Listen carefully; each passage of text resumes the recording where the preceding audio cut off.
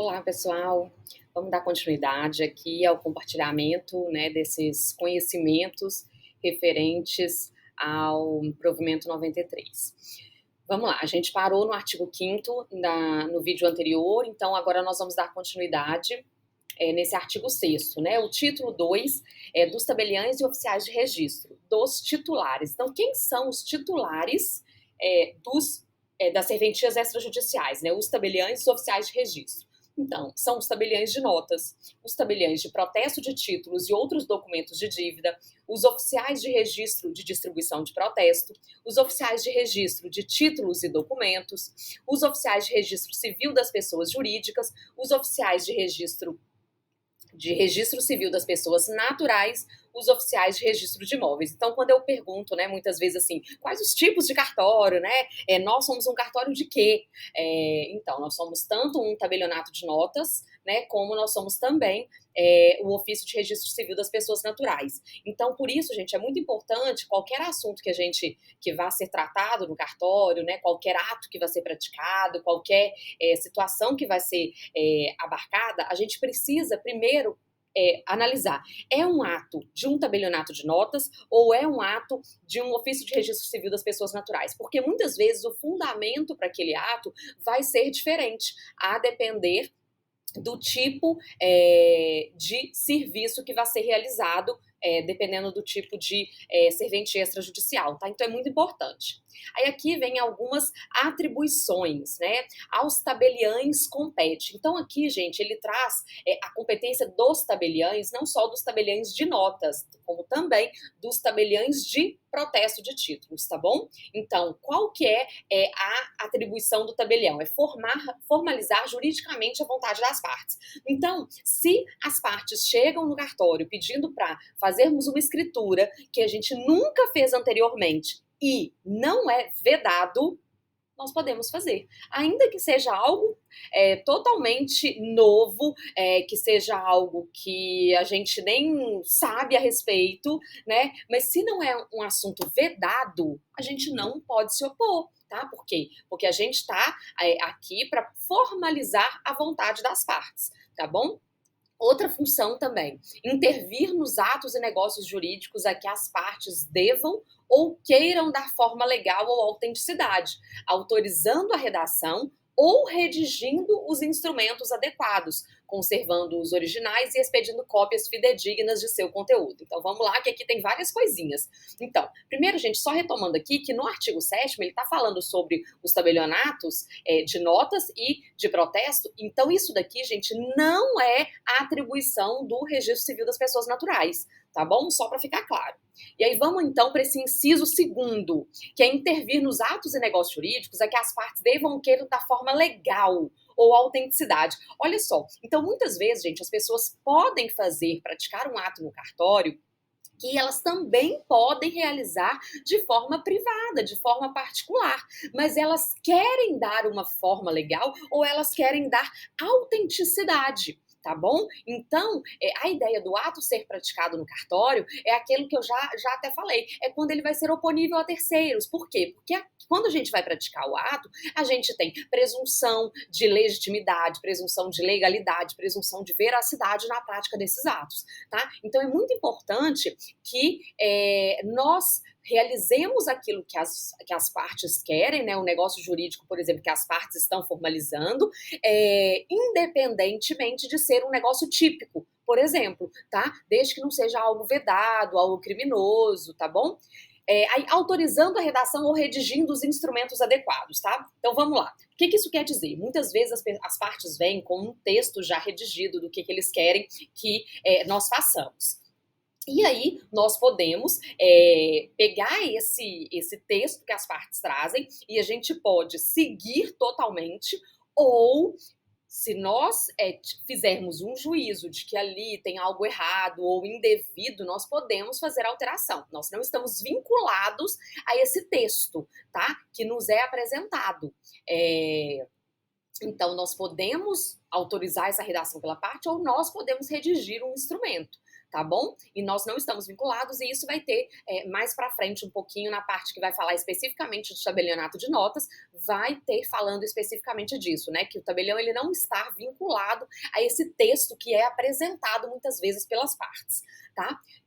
Aí outra coisa, conservando os originais e expedindo cópias fidedignas de seu conteúdo. O que é isso, gente? Olha, conservando os originais, ou seja, fizemos uma escritura pública de compra e venda. Então, muitas vezes a gente não entende ali, imprimiu uma via, a outra foi para a pessoa, e a pessoa quer uma certidão, e tem o traslado. O que são essas coisas? Primeira coisa, gente, o que é quando a gente fala, o que é a folha do livro? Então, quando a gente faz ali uma escritura de compra e venda, o que esse ato, ele é feito no cartório, para o cartório ali, né? Então, esse ato, ele vai ficar guardado, arquivado, conservado no cartório. Então, o cartório vai guardar o original, vai conservar o original. Então, é quando a gente fala assim, a folha do livro vai ficar arquivado, né? A gente vai imprimir a folha do livro numa folha grossa, exatamente para poder auxiliar nessa conservação, que é uma das funções do cartório. Então é isso que a gente faz, a gente pega e a gente guarda esses originais e a gente expede cópias do seu conteúdo. E o que são essas cópias? São as certidões que nós expedimos. Uai, mas e o traslado? Gente, o traslado é simplesmente a primeira certidão do ato. Só isso, tá? Então a primeira certidão do ato, ele é chamado traslado, tá? O traslado, ele é expedido assim que todas as partes assinam, né? E a gente expede essa certidão, que tem o nome de traslado, para as partes, mostrando o conteúdo. Tá bom? Então é isso. Essa cópia fidedigna do conteúdo, ela pode ser o traslado ou pode ser a certidão, mas o traslado é um tipo de certidão. A diferença é que o traslado é a primeira certidão que é emitida, ok? Inclusive, quando a gente cobra os emolumentos da parte, gente, naquela cobrança lá, né, do valor da escritura de compra e venda, por exemplo, cobramos da parte 3.000 e tanto. Nesse valor lá que está previsto na tabela de emolumentos, ele já vem embutido o valor da primeira certidão, que é o valor desse traslado, entendeu? Se a parte quiser mais certidões, aí ele vai pagar a parte, ok? E outra função dos tabeliães é autenticar fatos, ou seja, né, nós podemos verificar quais fatos ocorreram, nós podemos dar certeza de que aquele fato ocorreu. Por exemplo, muitas vezes as partes pedem para fazermos diligências, para verificar alguma situação, para darmos a certeza do que consta ou de qual é a situação que está ocorrendo. Então, muitas vezes, se chegam para mim e vão me perguntar assim, Manuela, chegou aqui uma pessoa aqui no cartório e está perguntando se a gente faz tal coisa. Então, peraí. Gente, muitas vezes eu não vou saber de cor se nós vamos fazer tal coisa. O que eu vou fazer? Eu vou tentar encaixar a coisa que a parte está pedindo num desses incisos. Então, e é isso também que vocês têm que fazer. Então, essa é a intenção da gente ficar lendo o provimento e de eu fazer esses vídeos explicando para vocês. É para que vocês consigam entender essas adequações legais. Então, se nós vamos, se a parte chegou pedindo um ato que comumente nós não costumamos realizar, gente, fiz uma coisa que me tirou aqui, né? Tirou meu rostinho daqui. Então, se a parte chegou pedindo uma coisa que a gente não tem o hábito de realizar, nós vamos ver, peraí, o provimento nos veda ou nos permite realizar, entendeu? Então, nós vamos olhar aqui, tá bom? Nesses artigos. Aí aqui, olha só, aqui vem aos tabeliães de notas compete com exclusividade. Tá vendo que aqui ele já diferenciou? Então, aqui os tabeliães de protesto não podem fazer, aqui são só os de notas. Então, o que a gente faz, né, como tabelião, eu faço como tabelião de nota e o cartório faz como tabelionato de notas? Lavrar escrituras e procurações públicas, ok? Então, uma outra coisa, lavrar testamentos públicos e aprovar os cerrados. Opa, mas espera aqui. Nós não fazemos isso no nosso cartório. Por quê? Porque isso daqui é uma atribuição, gente, que é exclusiva para os cartórios de comarca.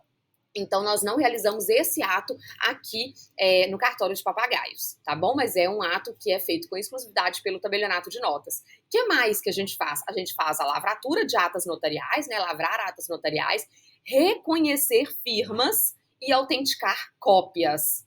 Tá vendo as atribuições? Então, quais são os atos que nós, como tabelionato de notas, fazemos? Estão todos aqui, tá?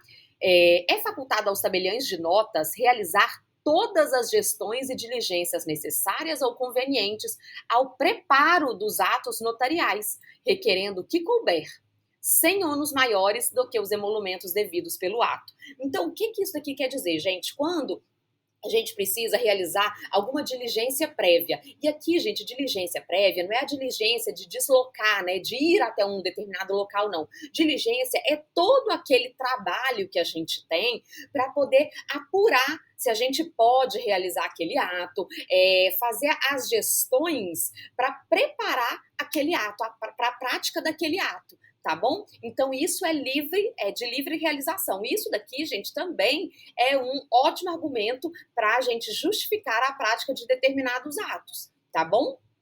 E eu falo isso muitas vezes para quando vamos redigir algum ofício, justificando algum ato, ou mesmo para deixar justificado no sistema, né, para que no futuro saibamos por que foi autorizado, foi permitido a prática daquele ato, qual que foi a interpretação dada. Tá bom? Aí aqui vem aos tabeliões de protesto compete privativamente, e aqui, né, então é uma outra, atribuição lá do tabelionato de protesto, eu vou ler aqui, mas bem en passant, porque não é o nosso objetivo é tratar das peculiaridades dos tabelionatos de notas e ofício de registro civil das pessoas naturais. Então, aos tabeliões de protesto compete privativamente protocolizar de imediato os títulos e outros documentos de dívida, intimar os devedores dos títulos e outros documentos de dívida para aceitá-los, devolvê-los ou pagá-los sob pena de protesto, receber o pagamento dos títulos e outros documentos de dívida protocolizados, deles dando quitação, lavrar o protesto registrando o ato em livro próprio, em microfilme ou sob outra forma de documentação, acatar o pedido de desistência do protesto formulado pelo apresentante e averbar o cancelamento do protesto, as alterações necessárias para a retificação dos registros efetuados, de ofício as retificações de erros materiais do serviço, a proposição de ação rescisória para impugnar a decisão exequenda à margem do título protestado, expedir certidões de atos e documentos que constem de seus registros e papéis, corrigir inexatidões materiais devidamente comprovadas logo após o protocolo dos títulos e outros documentos de dívida, devendo ser arquivados os documentos comprobatórios e anotada a ocorrência no livro de protocolo. Parágrafo único. Havendo mais de um tabelião de protesto na mesma localidade, será obrigatória a prévia distribuição dos títulos e outros documentos de dívida. Gente, quando tem mais de um cartório de protesto, obrigatoriamente vai ter um serviço de distribuição. E o protesto ele vai ser feito no distribuidor, e o distribuidor que distribui para os cartórios de protesto. Então, agora vamos lá. Artigo 10. Aos oficiais de registro de títulos e documentos, civil das pessoas jurídicas, civil das pessoas naturais e de registro de imóveis, ou seja, aqui estão os serviços registrais. Tá vendo que a gente sempre trata os serviços dos cartórios de eles são segmentados em dois segmentos, né? Os serviços notariais e os serviços registrais. Os serviços notariais, eles são os serviços de notas e de protestos. E os serviços registrais são os registros de títulos e documentos, civil das pessoas jurídicas, civil das pessoas naturais e de registro de imóveis. Então, a esses compete a prática dos atos relacionados na legislação pertinente aos registros públicos, de que são incumbidos, independentemente de prévia distribuição, mas sujeitos os oficiais de registro de imóveis e civil das pessoas naturais às normas que definirem as circunscrições geográficas. Olha só, vocês viram que eles delimitaram aqui? Então, quem que tem limitação territorial, né? Circunscrição geográfica? O cartório de imóveis, ofício de imóveis e civil das pessoas jurídicas, que somos nós também. Então, gente, a pessoa, quando ela vai registrar a escritura pública de um imóvel localizado em Papagaios, qual é o único local que ela pode registrar essa escritura? no cartório de registro de imóveis de Pitangui. Ela não tem outra opção, ela tem que registrar no cartório de registro de imóveis de Pitangui. A mesma situação, gente, do cartório de registro civil das pessoas naturais. Nós não podemos fazer registro de nascimento, casamento ou óbito de qualquer pessoa. Ah, não, a pessoa mora lá em Pitangui, o noivo também é de Pitangui, vamos supor, e ela quer casar aqui em Papagaios. Não, não existe essa possibilidade. Ah, não, eles nasceram, eles moram, residem, o casal reside lá em Pitangui, a criança nasceu em Pará de Minas, mas ela quer registrar o nascimento em Papagaios. Pode? Não, não pode, tá? Exatamente por isso, porque existe essa circunscrição geográfica. Apenas nesses dois, gente, tabelionato de notas não tem circunscrição geográfica. O que isso quer dizer? Que nós podemos atuar, nós somos um cartório de livre escolha das partes. As partes envolvidas na transação que escolhem o cartório de notas que eles querem realizar a prática do ato. Desculpa. Aos oficiais de registro de distribuição, compete privativamente. Aí são somente os cartórios de distribuição, né, de protesto. Quando previamente exigido, proceder à distribuição equitativa dos serviços da mesma natureza, registrando os atos praticados. Em caso contrário, registrar as comunicações recebidas dos órgãos e serviços competentes, efetuar as averbações, os cancelamentos de sua competência, expedir as certidões de atos e documentos que constem de seus registros e papéis. Ok? Agora vamos para um outro tópico. Agora vocês viram que nós passamos para o capítulo 3, que é da responsabilidade civil e criminal. Então, os tabeliães e oficiais de registro são civilmente responsáveis por todos os prejuízos que causarem a terceiros, por culpa ou dolo, pessoalmente pelos substitutos que designarem ou escreventes que autorizarem, assegurado o direito de regresso. O que isso daqui quer dizer, gente? Qualquer ato praticado no cartório, quem é o responsável pela prática daquele ato, se aquele ato gerou um prejuízo ou não para alguém, é o tabelião, o oficial de registro. Então, por exemplo, se nós fizermos uma escritura que dê prejuízo para alguém, ou que por erro nosso gere alguma situação desfavorável para a parte, por culpa do cartório, né? Eu, como titular do cartório, eu sou pessoalmente responsável. Então, essa responsabilidade é pessoal. Isso quer dizer, gente, que eu respondo financeiramente por qualquer tipo de condenação. Eu respondo com os meus bens pessoais, né? Com o meu carro, com a minha casa, entendeu? Eu respondo pessoalmente. E eu respondo, inclusive, pelos atos praticados pelos meus prepostos. Quem são os meus prepostos? Todos vocês, os funcionários, né? Então, todos os escreventes, substitutos, auxiliares, eu respondo pela prática dos atos. Ah, mas foi um ato que foi praticado exclusivamente por um funcionário, por livre e espontânea vontade, sem autorização minha. Ok, eu respondo perante a parte que foi prejudicada, mas eu posso ajuizar uma ação de regresso contra o funcionário. Entenderam? Então, só para vocês entenderem um pouco do que isso aqui quer dizer no provimento. Parágrafo único prescreve em 3 anos a pretensão de reparação civil, contado o prazo da data da lavratura do ato registral ou notarial. Ou seja, a parte para ela reclamar da prática de algum ato notarial ou registral que foi praticado, ela tem que ajuizar essa ação no prazo de 3 anos de quando foi lavrada, né, o ato registral ou notarial, ok? As responsabilidades civil e administrativa independem da criminal, né? Então, isso quer dizer que a pessoa que eu posso responder, né, no âmbito civil, no âmbito administrativo e no âmbito criminal. Ou seja, eu posso responder pelo crime, a responsabilidade civil, né, no caso de ter que indenizar eventualmente, e administrativa, a responsabilidade perante o Tribunal de Justiça pelo cartório. Ok? A responsabilidade criminal será individualizada, aplicando-se no que couber a legislação relativa aos crimes contra a administração pública, né? A aplicação do Código Penal dos crimes contra a administração pública. A individualização prevista no caput deste artigo não exime os tabeliães e os oficiais de registro de sua responsabilidade civil, ok? Então, o fato de... Desculpa, Gente, eu pensei em outra coisa e aí não prestei atenção no que eu tinha lido. A individualização prevista no caput deste artigo não exime os tabeliães e oficiais de registro de sua responsabilidade civil. É o que disse acima, né? A responsabilidade civil, ela independe da criminal e independe da administrativa. A responsabilidade administrativa será apurada na forma do procedimento previsto no livro 8 deste provimento conjunto. Então, assim, lá no final desse provimento vai ter falando sobre a responsabilidade administrativa, tá bom? Então, vamos lá para os impedimentos e incompatibilidades. Gente, eu tô perdida aqui sobre onde que tá marcando o tempo que tá gravando. Então, eu não sei. Não tô vendo em nenhum lugar uma forma de me mostrar. Ah, aqui, ó. Vi aqui. Tem 20 minutos. Então, eu tenho mais 10. Vamos lá. Dos impedimentos e incompatibilidades. Não são acumuláveis os serviços enumerados no artigo 6º deste provimento. O artigo 6º é justamente o que fala de quais são os titulares dos serviços. Então, isso quer dizer, gente, que não pode acumular um serviço com o outro. Os serviços mencionados poderão, contudo, ser acumulados nos municípios que não comportarem, em razão do volume dos serviços ou da receita, a instalação de mais de um deles, né? Então, gente, como que funciona, né, isso?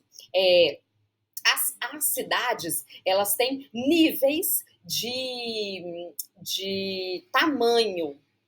Mas esse tamanho, gente, não é o tamanho do território, é o volume da população, tá? As demandas judiciais. Então, para definir se vai ter ou não um cartório instalado na cidade, qual o tipo de cartório, gente, vai depender do tamanho da cidade, que tem a ver com o tamanho da população. Então, gente, por exemplo, Papagaios é uma cidade que só tem um cartório de notas e RCPN. Essa é o menor tamanho de cidade, tá? Então, assim, da cidade que tem 2.000 habitantes até Papagaios, que tem quase 15.000 habitantes, e ainda tem cidades maiores que Papagaios, só tem cartório. Um cartório que é RCPN Notas. Se, porventura, a população aumentar consideravelmente, vamos supor, a população de Papagaios chegou a 40.000 habitantes. Então, aí, gente, vão ter várias mudanças. E essas mudanças, elas ocorrem pelo Tribunal de Justiça e pelos serviços de notas e de registro, tá? Ao mesmo tempo. Então, o que isso quer dizer? Na hora que Papagaios, por exemplo, atingiu 40.000 habitantes, vai ser, esqueci a palavra, gente. Vai ser alçada a condição de comarca. Eu esqueci a palavra que eu queria falar. Mas vai ser alçada a condição de comarca. Então, o que isso vai dizer, que vai querer dizer efetivamente? Na prática, o que vai acontecer? Vai ser instalado um fórum, tá?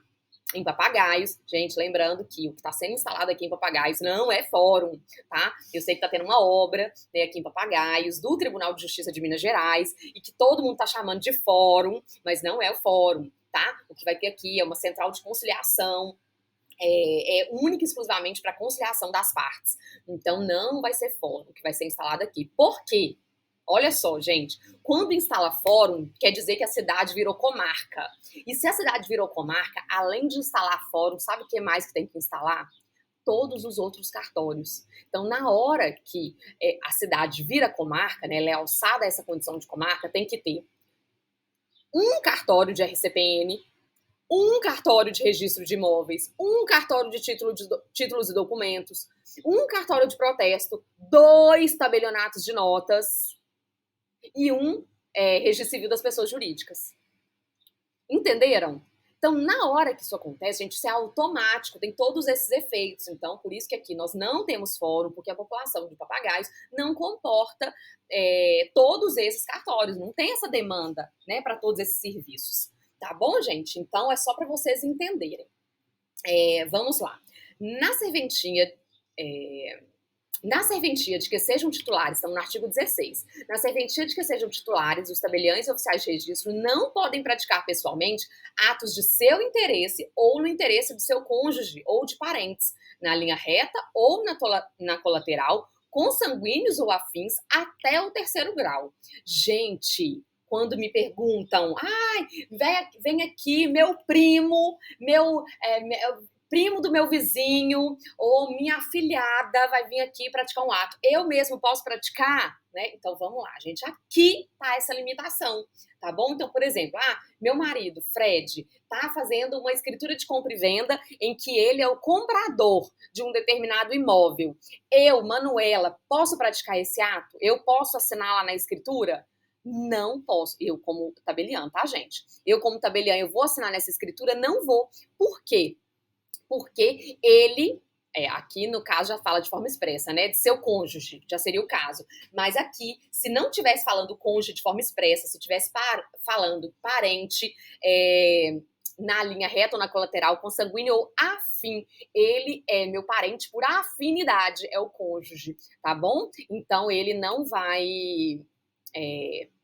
ele não será, eu não poderei realizar o ato. Eu tô pensando, gente, que eu queria explicar para vocês como que funciona essa questão das linhas do parentesco. Que as linhas do parentesco, gente, a gente fala de um jeito e que juridicamente não é assim. Então, por exemplo, seu primo chegar no cartório pedindo para reconhecer firma, você tá atendendo lá o balcão, seu primo chegou e pediu para reconhecer firma no documento. Você pode praticar esse ato de acordo com esse artigo? Provavelmente vocês vão estar na dúvida, né? Só que agora eu vou tentar interromper esse vídeo para gravar de um outro jeito para poder tentar desenhar para vocês. Pessoal, vamos lá aprender um pouquinho sobre a forma de verificar os graus dos parentes, tá bom? Então eu coloquei aqui já um coraçãozinho para ver se eu vou conseguir fazer esse negócio ficar bonitinho, tá? Então aqui, ó, gente, como vocês conhecem, né, me conhecem, eu vou colocar aqui a Manu de um lado e o Fred, meu marido, de outro, para explicar para vocês um pouquinho sobre esse parentesco, tá? A Manu e o Fred, eles são filhos de determinadas pessoas. Então aqui nós vamos colocar aqui as linhas, né, de quem eles são filhos. E eles tiveram filhos, tá? Então, só pra gente entender um pouquinho mais desses parentes aqui.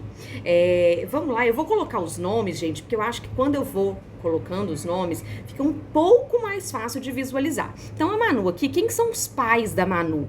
Os pais da Manu são o Marcos e a Rose. E quem são os pais do Fred? São o Nicolau e a Ivone. E Manu e o Fred tiveram 2 filhos. Tiveram o Davi e tiveram a Esther, tá? Mas aqui, o Marcos e a Rose e o Nicolau e a Ivone também têm lá seus pais, né? Eles tinham seus pais. Então, vamos lá pra gente subir um pouquinho mais nessa linha aqui. Então, vamos lá. E eu vou parar por aqui nessa linha, gente, só para poder ficar mais fácil. E aí, para quem tem conhecimento jurídico, né, isso daqui é muito óbvio, mas para quem nunca estudou direito, não é nada óbvio, né? Então, vamos lá. O Marcos, ele é filho de quem? Ele é filho do João e da Edna. E a Rose? A Rose, ela é filha de quem? Do José e da Maria. Então, eu vou parar por aqui para começar a explicar para vocês um pouquinho melhor sobre como contar, que é esse que é o grande mistério. Então, nós vamos partir, gente, o parâmetro aqui sou eu e Fred aqui. Então, nós vamos partir daqui desse parâmetro e nós vamos reparar que tem uma linha subindo e tem uma linha descendo. O que é isso, gente? É pra gente entender onde que estão os parentes. Então, gente, aqui nessa linha, nós temos aqui um parentesco na linha ascendente, né? E aqui na linha descendente. São os ascendentes e os descendentes. Lembra que sempre nós temos que ter algum parâmetro, tá? A gente não tem como analisar os parentescos sem ter o parâmetro de alguém. Então, aqui a gente tá seguindo o parâmetro da Manu, tá? Pra entender. Então, como que a gente vai calcular aqui, gente? Cada vez que a gente sobe uma linha, a gente tá subindo uma linha no parentesco, juridicamente falando. Então, por exemplo, a Edna, vamos pegar aqui, ó, a Edna aqui. A Edna é minha parente de qual grau? Ela é minha avó. Então, pra chegar na Edna, eu tenho que ir em quem? Ó, eu tenho que ir primeiro no Marcos e do Marcos subir pra Edna. Então, vocês estão reparando, gente, que aqui nós temos 2 graus, olha aqui, ó. Um primeiro grau, que foi da Manu para chegar no Marcos, e do Marcos para chegar na Edna, é um parentesco de segundo grau. Eu vou depois dar um outro exemplo com mais graus, assim, para vocês entenderem. A mesma coisa, a Rose é minha parente de qual grau, gente? A minha mãe. A minha mãe é minha parente de primeiro grau. Olha aqui, é só uma linha, tá vendo? Para eu chegar nela, ok? Então, gente, e aqui, se vocês repararem, gente, é uma linha reta, ela tá subindo, tá vendo? Subindo ou descendo. Então, aqui, ó, vamos lá. O Davi é meu parente de qual grau? Gente, só desceu uma linha. Então, é meu parente de primeiro grau, meu filho. A Esther também é a mesma coisa, tá bom? Na linha reta, e esse parentesco todo aqui que eu citei é um parentesco consanguíneo, tá bom? E existe um outro tipo de parentesco, que é o parentesco afim, por afinidade. Quem são esses parentes por afinidade? Olha só para vocês entenderem. O Nicolau e a Ivone, eles são os meus parentes por afinidade. Tá bom? E de qual grau? Aí, gente, eu finjo que eu sou o Fred pra entender esse parentesco. Então aqui, peraí que o trenzinho sumiu daqui, gente. Cadê o trenzinho que tava aqui? Oh, meu Deus, tava me sentindo aqui com aquele negocinho. Mas aqui, gente, olha aqui, o parentesco aqui, o Nicolau e a Ivone, eles são os meus parentes também de primeiro grau. Só que ao invés de eles serem meus parentes de primeiro grau consanguineamente, eles são meus parentes por afinidade. Entendeu? Então, por afinidade, eles são os meus parentes em primeiro grau. E aí, nós podemos ter uma outra situação, que aí eu vou dar um exemplo um pouquinho diferente para vocês. Dar um outro parâmetro.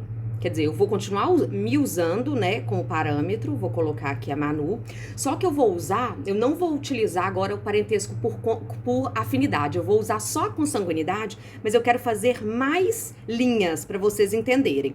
Então, a gente já aprendeu que aqui nós temos a linha, uma linha reta, né, e o parentesco para cima dela, ele é o parentesco ascendente, e para baixo, ele é o descendente. Então, todo mundo que são os meus ascendentes, né? Eles são os meus parentes que eu preciso subir, né? São os pais, os avós, os bisavós, para eu entender esse parentesco. Na linha reta descendente, eu tenho os meus filhos, netos, bisnetos, ok? Então, gente, é muito engraçado. Eu tô movimentando a mão aqui como se vocês estivessem me vendo, tá? Mas vamos lá. E agora, então, eu vou fazer... somente o meu parentesco, tá? Eu não vou considerar o marido, aqui eu vou considerar só a mim. Então, aqui, ó, a Manu, né, ela é filha do Marcos e da Rose.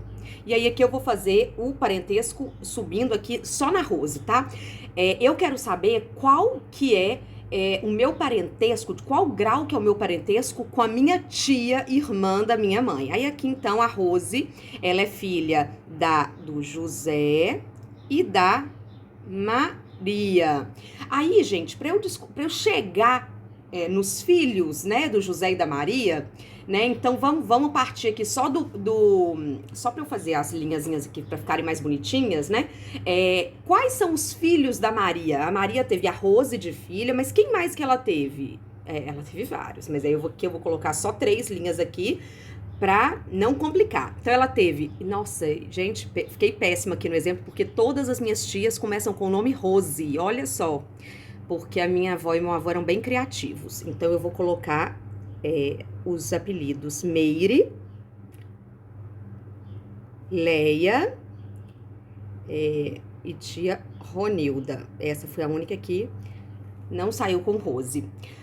Então, aqui tem esses 3 parentes. Então, aqui, gente, para eu poder descobrir, olha, minha tia Leia, por exemplo, é meu parente de qual grau? Então, aqui eu vou subindo, olha aqui. Aqui é o primeiro grau, aqui é o segundo grau e a minha tia Leia. Eu tenho que chegar, gente, em qual parente comum entre elas. Então, assim, entre eu e a tia Leia, quais são os parentes que são comuns? Ok, a gente tem primeiro a minha mãe, a Rose, e depois nós temos, aqui ó, primeiro a minha mãe, a Rose, e depois nós temos a Maria. Precisa de eu subir além da Maria para eu achar o parente comum entre eu e a tia Leia, né, aqui? Não, não precisa. Então aqui eu tenho o primeiro grau, aqui eu tenho o segundo grau e aqui eu tenho o terceiro grau. Então a minha tia Leia é o meu parente de terceiro grau. E aí a gente tem, vou descer mais um pouco, o primo é parente de qual grau, gente? O primo é parente de quarto grau. Se vocês entenderam já a lógica, vocês já teriam entendido. Olha aqui, a tia Leia tem 2 filhos, que são a Fernanda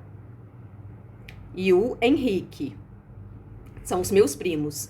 E eles são os meus parentes de quarto grau, exatamente porque eu tive que descer aqui mais uma linha para chegar neles.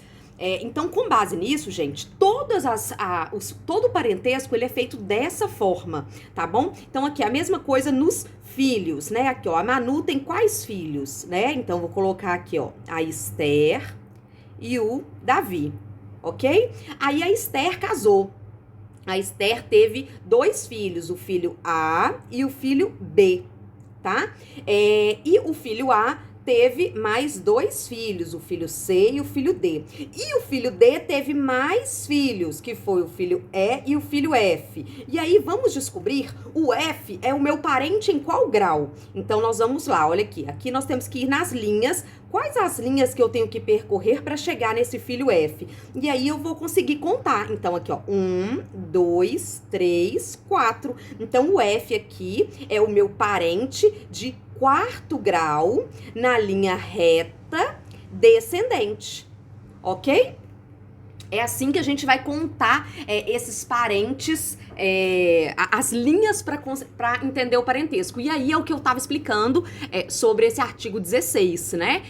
Que nós não podemos praticar os atos de que sejam parente, que tenham interesse, né? O interesse do cônjuge ou de seus parentes na linha reta ou na colateral. Opa, na linha reta ou na colateral, com sanguíneos ou afins, até o terceiro grau. Então, se fosse praticar o ato aqui, olha, gente, olha que coisa bem interessante aqui. Se eu fosse praticar um ato aqui no cartório de papagaios, da Fernanda ou do Henrique, ou do E e do F aqui, não teria problema eu praticar pessoalmente. Por quê? Porque eles são os meus parentes de quarto grau. E o quarto grau não tem problema eu praticar, tá? Ah, gente, uma observação aqui, a tia Leia e a Fernanda e o Henrique aqui são os meus parentes na linha colateral. O que é essa linha colateral? Eu não expliquei, né? Eu fui só fazendo o desenho e não expliquei. Então aqui, gente, na colateral, porque vocês estão reparando que pra gente chegar nela, a gente ficou aqui do lado. Por quê? Olha aqui, os meus parentes em linha reta, eles são Marcos e Rose, são os meus parentes diretos, José e Maria. Quando eu tenho que descer, né, olha pra você ver, o subir pra depois descer a Maria. Então, como eles estão do lado, ou seja, são meus parentes que decorrem do meu parentesco com a Maria, aí eles já são os meus parentes colaterais, tá bom? Então foi só para esclarecer. Então isso é importante para vocês conseguirem identificar se vocês podem ou não praticar algum ato de algum parente de vocês. E não só para isso. Há algumas disposições legais que eles vedam algumas coisas ou autorizam algumas coisas a depender do grau de parentesco. Lembrar que o grau de parentesco ele é sempre calculado dessa forma, ele é sempre contabilizado assim. Não existem exceções que não seja dessa forma. Então assim, muitas vezes a gente fala assim, meu primo de segundo grau. Gente, juridicamente isso está errado, tá? Não é um primo de segundo grau, até porque o seu primo é o seu parente de quarto grau, ok?